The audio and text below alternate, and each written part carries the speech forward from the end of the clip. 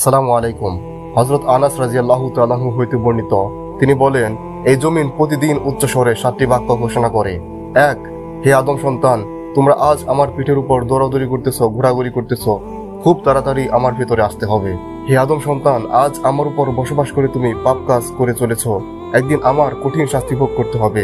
হে আদম সন্তান, আজ আমার পিঠের উপর চড়ে তোমরা হেসে খেলে বেড়াচ্ছ, কাল আমার ভেতরে এসে তোমাকে কাঁদতে হবে।